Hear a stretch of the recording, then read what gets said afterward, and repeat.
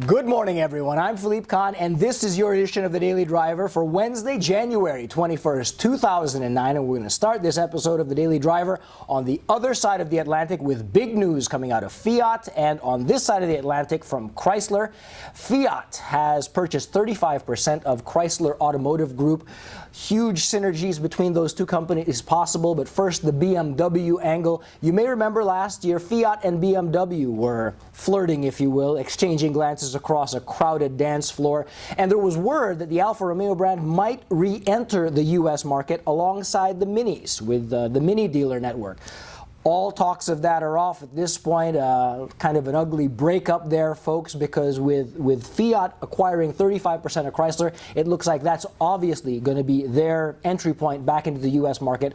Chrysler, for its part, picks up a huge, and I mean huge, product line, especially when it comes to small cars and small engines, stuff that, quite frankly, they don't have a whole lot of, and they don't have any cash these days to develop on their own.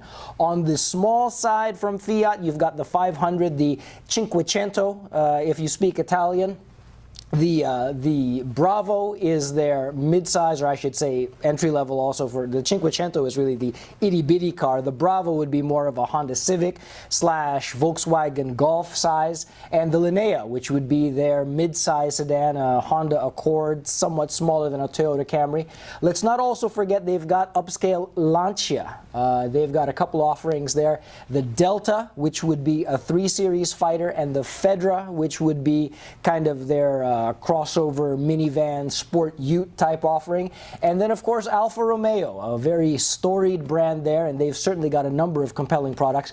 The 159 sedan, which would line up nicely against, say, a 3 Series or an Audi A4. And on the sport compact side, they've got a car called the Brera, which would be a Honda Civic Si on the small side, might even compete with a 1 Series, a 135 on the high end, or a WRX or a Mitsubishi Evo on the low end. So certainly a whole range of cars that Chrysler just picked up there, and it couldn't have come at a better time for Chrysler. For Alfa Romeo, of course, they pick up a huge dealership network, manufacturing facilities in North America. So for them also on their end, it could be a very, very good deal as they eye the North American market and possible re-entry into that North American market with a whole slate of products which haven't been seen here in decades. Word of caution to Fiat, this has been done before. Daimler still owns 20% of Fiat, so with this move it looks like Chrysler is a majority foreign-owned company at this point. Not sure what that means or how that's going to play out, but it didn't seem like Daimler was interested in letting go of that 20% stake. So now 55% of Chrysler owned between Fiat and Daimler.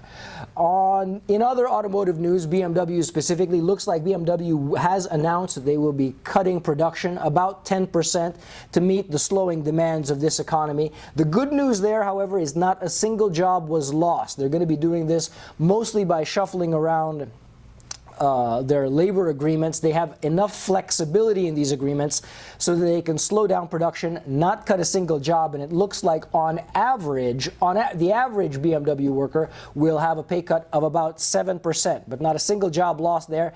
And you can really thank the flexible agreements that BMW has with its labor unions. They're a lot more flexible to deal with economic times like these than, say, the Americans have had. The Americans have been famously hamstrung by the inflexibility of their labor agreements and their inability to adjust to changing market conditions. And speaking of changing market conditions, folks, the crass commercial portion of the Daily Driver starts right now.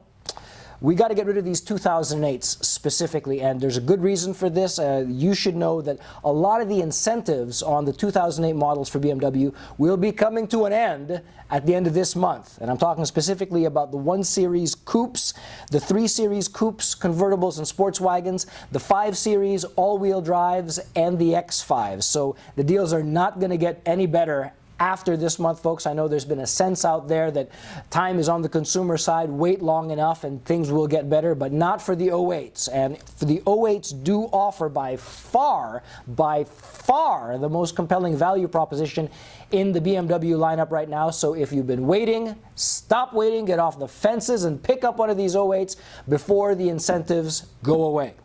All right, folks, that is your edition for the Daily Driver today. Thanks for watching. We'll see you tomorrow.